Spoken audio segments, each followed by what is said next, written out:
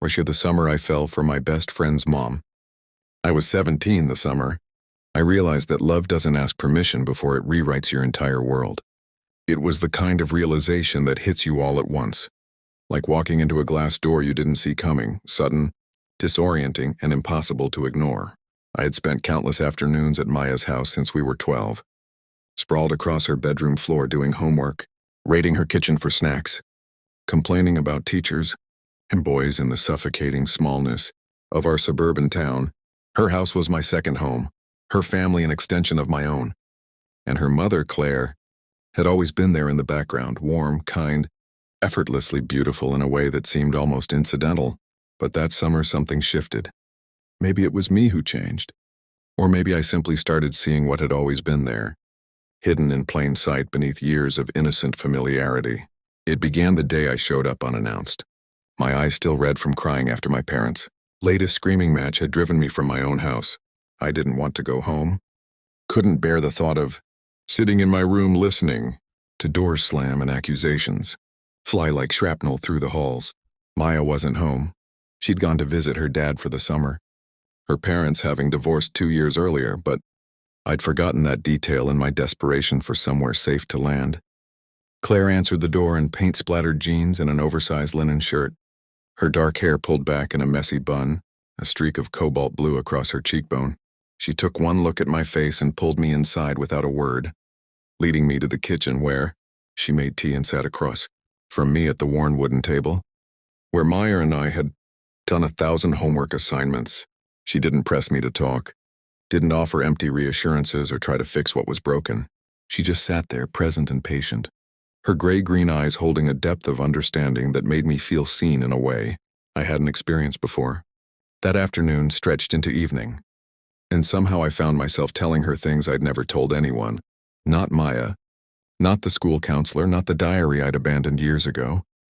I told her about feeling invisible in my own family, about the loneliness that lived in my chest like a second heartbeat, about the fear that I would never find a place in the world where I truly belonged. Claire listened with her whole body, leaning forward slightly, her fingers wrapped around her tea mug, her expression open and unguarded.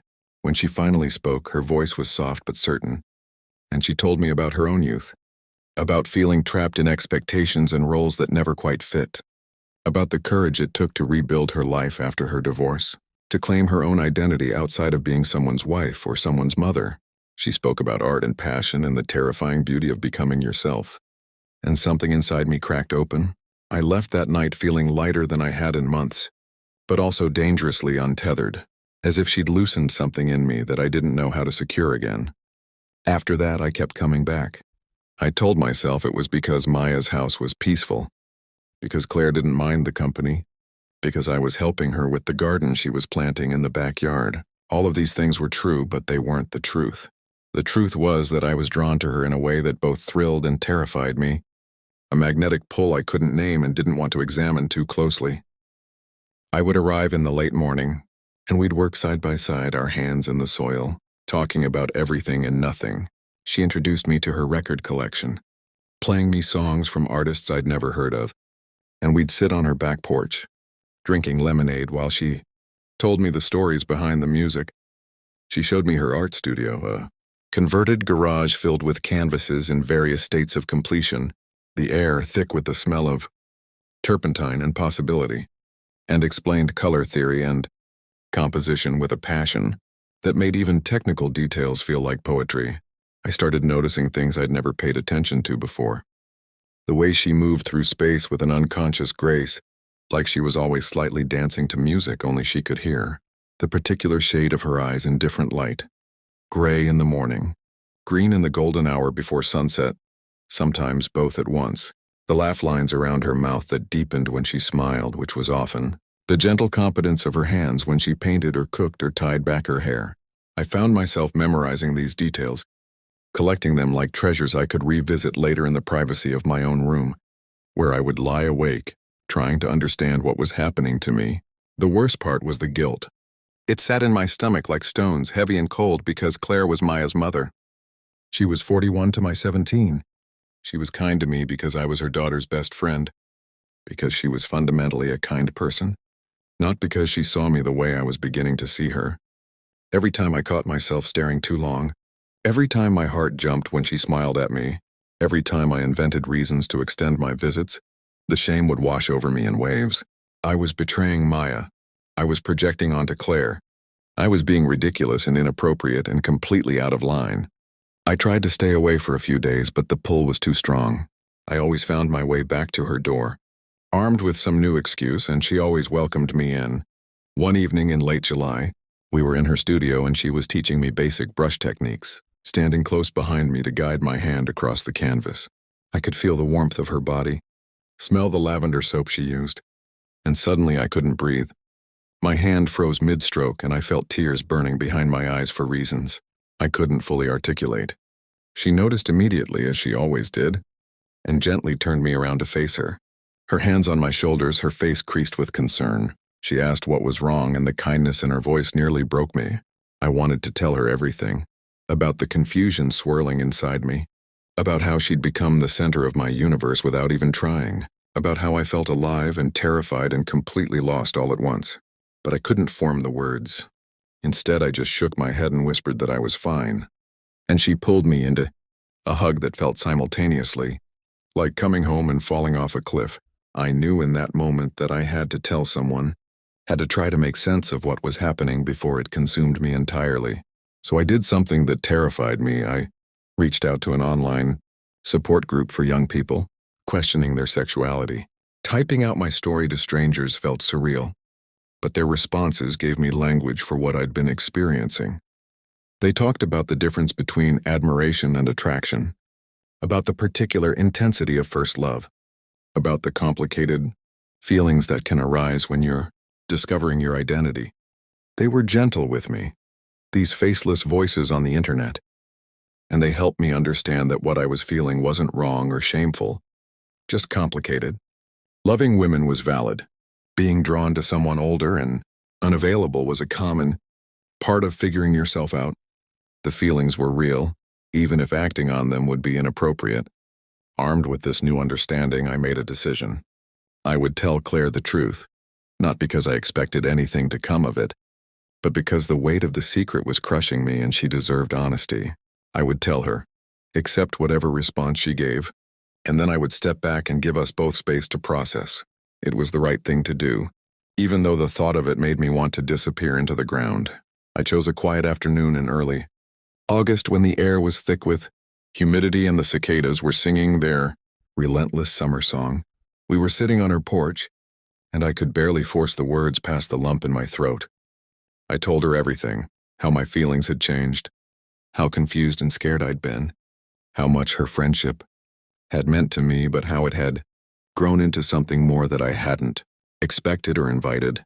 I told her I knew it was impossible, that I wasn't asking for anything, that I just needed her to know the truth because I couldn't keep pretending. My voice shook through the whole confession, and by the end, tears were streaming down my face. The silence that followed felt infinite. Claire sat very still, her expression unreadable, and I braced myself for disgust or anger or worse, pity.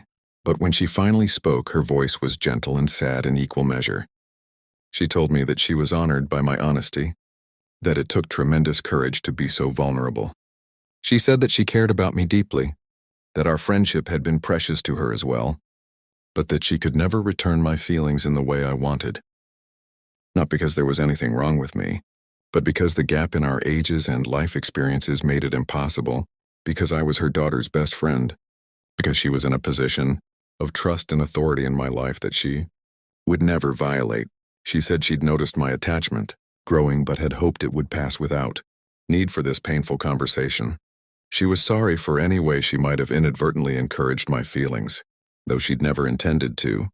Then she said something I'll never forget. She told me that this feeling, this all-consuming, world-altering love was valid and real, even if this particular relationship couldn't be. She said that someday, I would find someone age-appropriate who could return my feelings fully, someone I could build a real partnership with, and that the capacity for deep love I was experiencing now was a gift, not a curse. She said she believed in my ability to navigate this disappointment and emerge stronger, that she believed in the kindness and authenticity that made me who I was. Her words were a strange combination of heartbreak and healing. closing a door while simultaneously opening a window. If this story has touched your heart, if you've ever struggled with complicated feelings or the courage it takes to be honest about who you are, please take a moment to like this video and share it with someone who might need to hear it. Your support helps stories like this reach people who need them most. We agreed that I should take some space, that I needed time away from her to heal and gain perspective. It was agony, but I knew she was right. I spent the rest of August working through my feelings, journaling obsessively, talking to my online support group, slowly rebuilding my sense of self outside the orbit of Claire's presence. When Maya came home just before school started, I told her a version of the truth, that I'd been spending time with her mom, that I'd developed feelings I needed to work through, that I needed some distance for a while. Maya was confused and a little hurt, but she tried to understand. Our friendship survived, though it changed shape, becoming something more honest, even if less easy. The years that followed brought their own revelations and relationships.